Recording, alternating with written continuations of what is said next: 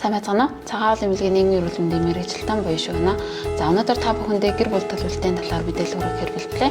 За гэр бүл төлөвлөлт гэдэг нь болохоор хосууд хоорондоо ярилцаж хизээ хэдэн натандаа хэдэн хүүхэд төрүүлэхийг урьдчилан тооцохыг болов гэр бүл төлөвлөлт гэж байгаа. За гэр бүл төлөвлөлтийг хийхдээ хосууд хоорондоо ярилцаж за эрүүл мэндийн нөхцөл байдал болон санхүүгийн нөхцөл байдал, ажил амьдралынхаа нөхцөл байдлыг хоорондоо тооцоож за хит эрт биш, хит орой биш, хит ойрхон биш гэсэн зарчмыг баримтал гэр бүлээ төлөвлөх хэрэгтэй.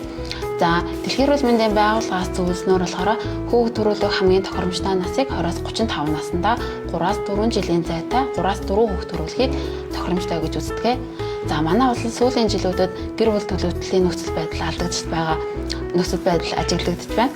За 2023 онд хийсэн судалгаагаар болохоор 12200 эмэгтэй хүсээгүй жирэмслэлтээс болоод үр хөндлөлт хэрэгсэн гэсэн тоон судалгаа байдаг. За гэр бүл төлөвлөлтгүй байснараа за гэр бүлийн салалт үүсэх, хүүхэд дүнжрэх, за амьдралын стресст орох зэрэг сураг нөлөөг үзүүлнэ.